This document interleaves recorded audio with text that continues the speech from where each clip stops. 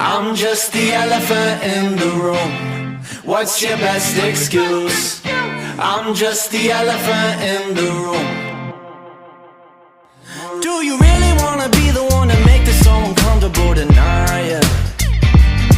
When you could be the one to set the record straight, you think it's not the perfect time. I wish I could be the one to make it easy, but I remind you that you're gonna hurt some feelings. So you slide around the issues and little. Heaven forbid you gotta dirty up the halo. So I'm not gonna let this go. Don't know what you're waiting for. I'm not gonna let you go.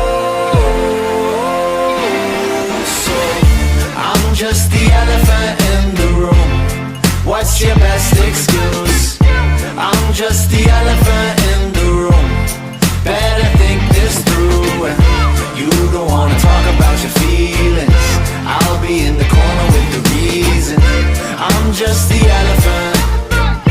I'm just the elephant in the room. Welcome back to the Elephant in the Room. It's been a busy time in local Wicomico County politics as we have so many things going on. Bridging the Gap did get an opportunity to interview with the president of the county council, John Cannon, and there was a lot of good things that came out of that interview. We encourage you to go back and watch that. And one thing I did want to bring forth is when John Cannon was asked about term limits by Colin. Let's see what the council president said and how he felt about term limits.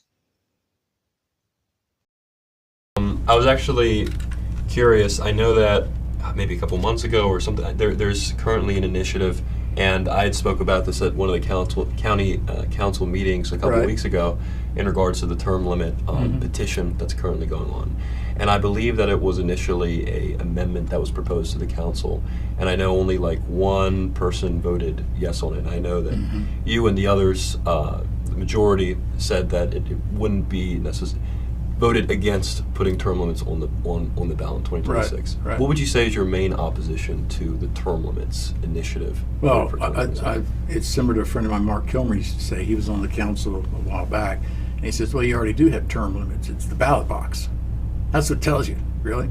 And I get it, because sometimes, and not too disparaging, but sometimes you'll watch what's going on in Washington, and they'll be interviewing some representatives there, whether they're, in the Senate or whatever, and you're thinking, wow, person's, you kind of think the person's been around quite a while. But I do not believe in term limits whatsoever, because if they're really not, shouldn't be there, it's the constituents that should make that determination, period.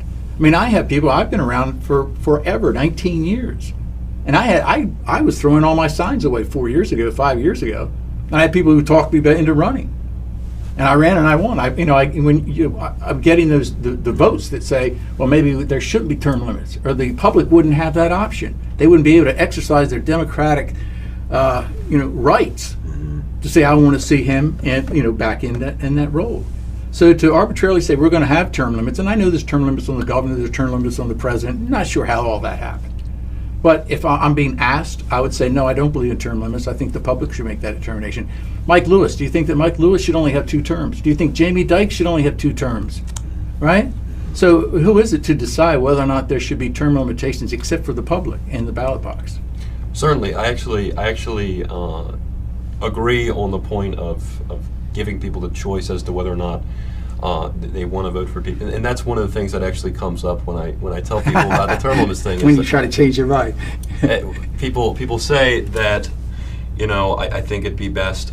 Term limits are, is the vote and such. Sure. But in regards to putting it on the ballot and allowing people to make that choice as to whether or not they want to impose limits on their, on their council people, on whoever it might be. This, of course, is particularly related to the Wicomico County Council and County Executive. Right. Is that something that would be a negative thing, allowing citizens to make that choice? Colin, that's a democratic process also. So, have at it. I just gave you my opinion, period. Sure. And, to me, you could possibly look at losing some very great people that want to serve the community. You could lose the institutional knowledge that's really, really very important. I mean, if you live 2 years, 2 terms, you could easily, without in no time at all, lose the institution knowledge. It's really, really important at some time. But and people want change too, right?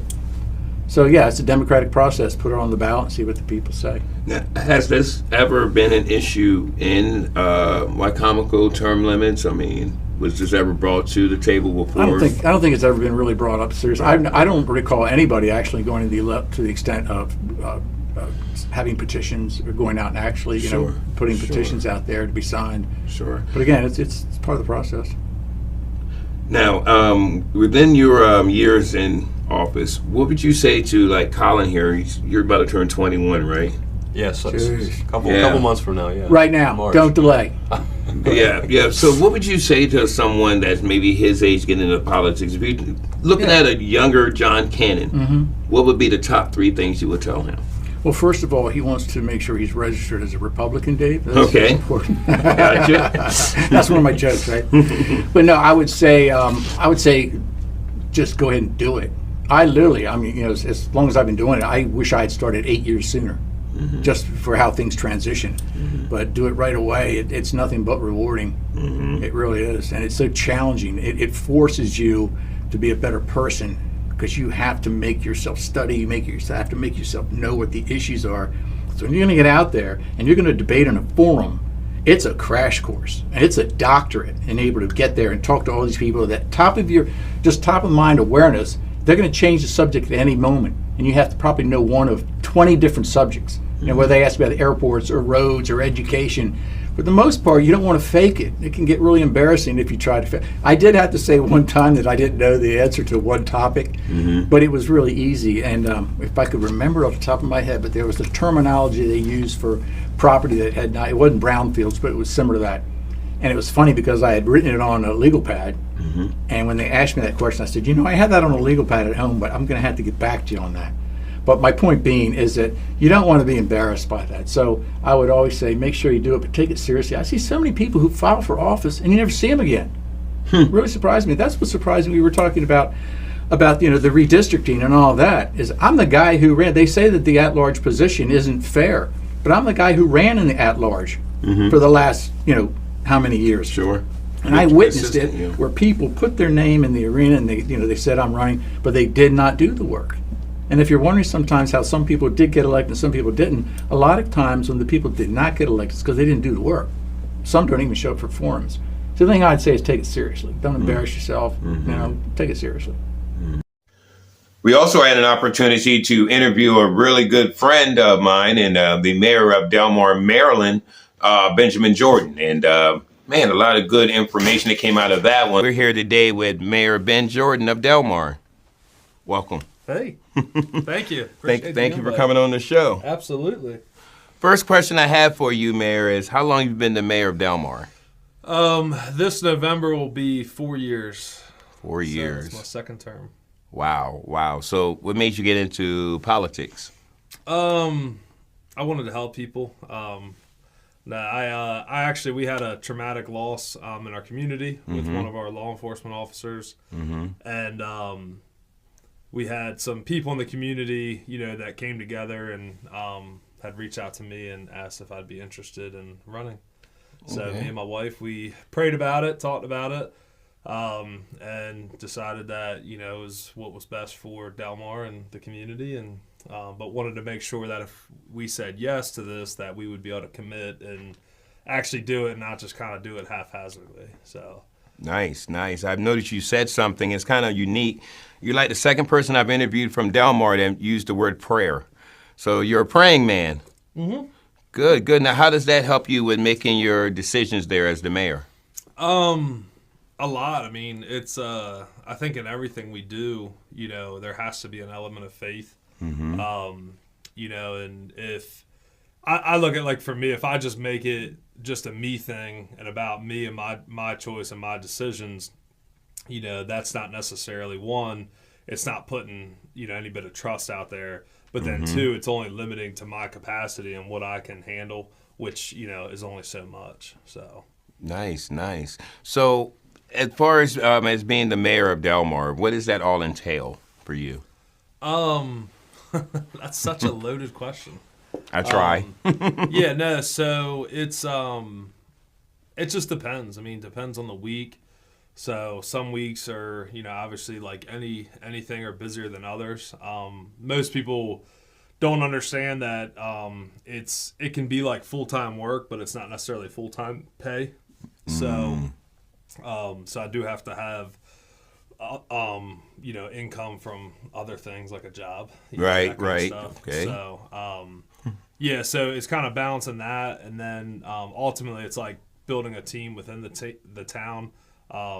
Which we have a phenomenal team at the town of Delmar, and which we are hiring, by the way, if anybody was curious, There you for go. a couple positions. But that's, I would say, the biggest thing is kind of like organizing and building out teams and really getting our teams what they need and to make their department successful. Nice. So you have your own chief of police there, right? Yep. Yeah. Wow. And I think that is Ivan Barkley? Yep. Okay, Yep. nice guy. I've known him for many years here. Now, I want to ask you this because I know we do talk to the mayor here in Salisbury. Do you have like a council that you also have to deal with there in Delmar, or is it just the mayor? As far as like an elected body. Yeah. So Delmar's pretty unique. We actually have 2 mayors and 2 councils. So our joint meetings, we'll have like 10 people. That can get pretty fun. That's why they have the gavel. So no, I'm just kidding. Wow. No, we all get along great. And ultimately, it's 2 separate corporate towns, but it's really just one community. So yes, to answer your question, we have a council on the Maryland side, and then Delaware also has a council on the Delaware side. Wow. Yeah. And then it's another mayor. So how does that work? Like, does it always work, or does that sometimes cause conflict when you got? Yeah, I mean, anytime you get, people with opposite opinions and different things, there's always going to be conflict. But ultimately, there's never conflict like against each other. It's more against like whatever the situation. or issue is. Sure. So the Maryland side, because of our tax base, generally pays like 60% more than Delaware. And that's just more because of like the actual tax base. Now, not on everything, but as far as like police, a lot of the stuff that's like, higher amounts that we pay out as far as budget and all. Sure. Yeah. So. Wow. So Maryland, generally on all Maryland projects, we handle that. Now we do put a lot of input, and kind of work together as far as, because like I said, it is one town. Right. So Wow. and people that drive through the middle, they don't really know the difference between Maryland and Delaware. Right. So for them, it's like they're just like, hey, this is Delmar, and that's it's 100% right. So we still treat it, we don't let things just happen just for without any oversight. So there's 2 chiefs of police as well? No, we have 1 chief of police, 1 police department. All of our town, from town hall to our water superintendent, operators to wastewater, everybody is what you would call like dual certified. Okay, so for police specific, most of our guys will graduate from a Maryland academy, and then as they come on staff, they can legally only have arrest power in Maryland until they go through Delaware. Oh, wow. compliance. Yeah, so it's like, another 6 months after they graduate, then it's like another 6 months with our in-house guys, and they go through Delaware compliance, and then they get certified to where they can arrest in Delaware as well. And it's very similar. So like our water treatment center is in Delaware. Right. So the water, the well brings water. Water goes out to not only Delaware residents, but Maryland residents. And then our wastewater is in Maryland. So you think like from a infrastructure standpoint, all of our water for the most part comes out of Maryland or comes out of Delaware, goes across state lines, and then all gets transferred to, after it goes to your home and business, then it goes to Maryland. So. Wow. So that's a lot. That's a lot for now. This town, how many people approximately is in the town of Delmar collectively between it? How many people are actually, or how many people do I say? So I always round up to like 10,000, but it's not. Okay, like yeah. that, so I round up a lot. Guesstimate. So you're about like 8-ish, like high 7s, 8s, but we're also like in the middle of there's a 200 home complex going in, so like that's going to add more. So it's, Wow. yeah, there's a lot of stuff that's going on that was before my time, but we're kind of getting caught up to it now. So Okay. I'm just the elephant in the room. What's your best excuse? I'm just the elephant in the room. Do you really wanna be the one to make this so uncomfortable tonight? When you could be the one to set the record straight, you think it's not the perfect time. I wish I could be the one to make it easy, but I remind you that you're gonna hurt some feelings. So you slide around the issues and little. Heaven forbid you gotta dirty up the halo. So I'm not gonna let this go. Don't know what you're waiting for. I'm not gonna let you go. So I'm just the elephant in the room. What's your best excuse? I'm just the elephant in the room. Better think this through. You don't wanna talk about your feelings.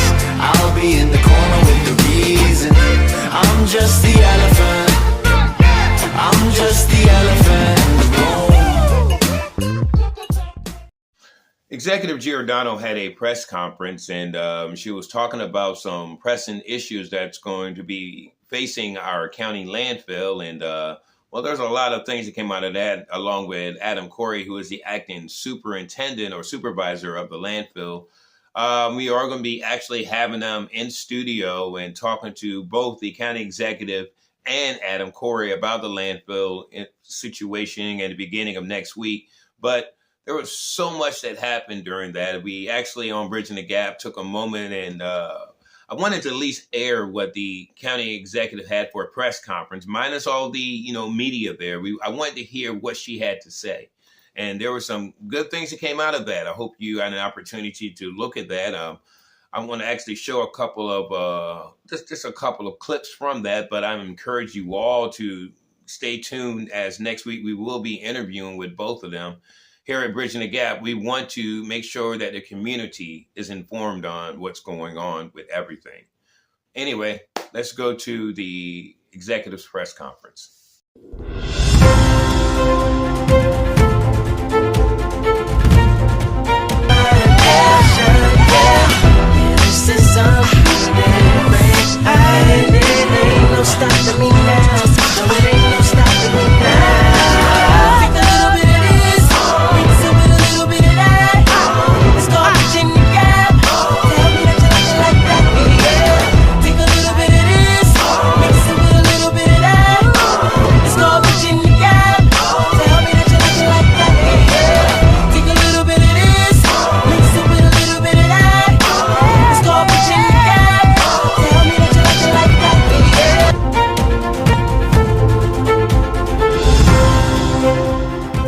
Good morning, everyone. Thank you so much for coming out today. We called this press conference for a variety of reasons. The first that I want to address is the irresponsible reporting that was done on this story last week.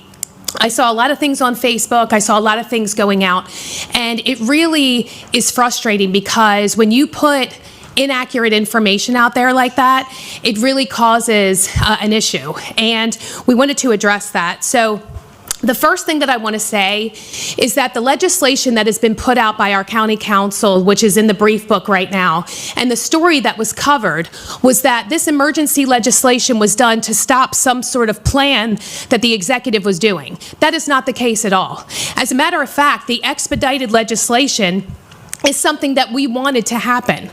So I just wanted to reiterate that. And so I'm hoping after the press conference today, everybody really understands exactly what is going on at our landfill. So I need to take you back in time.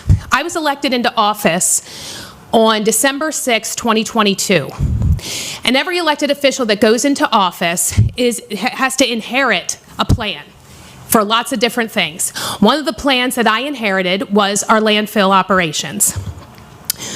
One of the issues that we came across was the lifespan of the landfill. We actually had brought back Wayne Strasberg, who was the former director of administration, brought him back on contract to talk about what that lifespan of our landfill is going to look like.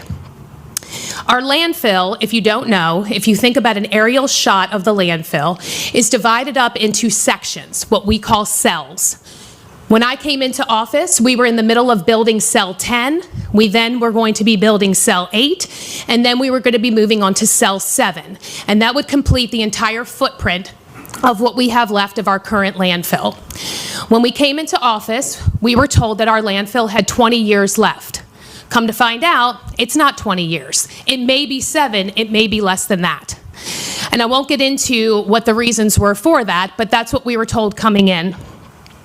We also found out that we were a year behind design in cell 10, which was causing a lot of issues. Another reason that we brought Wayne Strasberg back. So weekly, we were meeting with our solid waste team and the construction company trying to figure out what we can do to get this back on path or back on track. We were able to do so. Cell 10 was open and we're moving forward. We started the construction of cell 8. When we started the construction of cell 8, what we discovered was that there was trash as we started to dig. So back in the day, people did not follow regulations. Trenches were dug in that same area. Trash was put there, and we put the landfill on top of that. When we discovered that there was trash in cell 8, where do you think that trash had to go? Cell 10. So we're moving from one area to another, filling cell 10 a little bit quicker than what we thought. We've also seen an increase of trash influx coming into our landfill at an increased rate of 26%. So we have to move quickly. So we're in cell 8 at this point in time, moving forward with the design of cell 7. Now, that sort of brings us up to our current situation that we're in right now. And for that, I'm going to go ahead and turn it over to Adam Corey so he can sort of take you through exactly what we're going through currently. Good morning, ladies and gentlemen. Thank you, County Executive. Adam Corey, I'm the acting landfill superintendent. I came on board here at the county, at the Department of Public Works in October of last year. Not really planning to get into the landfill, but I think it was necessary to get where we are today. We've been making outreach to our hauler community since last year with several public workshops, also engaging the council as it pertains to our tipping fee, which I've stated publicly before had remained too low for too long, which I'll get into a little bit later as far as the materials that we have accepted at the Wicomico landfill that we should not have accepted, nor should we be in the future. With cell 8 and 10, our airspace, you always want to be doing an airspace calculation based on a flyover survey. Prior to the flyover survey that I had requested in March of 2025, we looked at the previous data that was provided to us over previous geotechnical firm analysis and flyover survey and trend analysis that was performed by the previous management that said we could anywhere from 3.5 to 7 years. That's way too long of a span when you really want to get a lot more accurate than that. So with the most recent flyover data that we did and our trend analysis with that increase of significant tonnage up to 26% and 165,000 tons coming into our landfill in 2024, we knew we had a problem.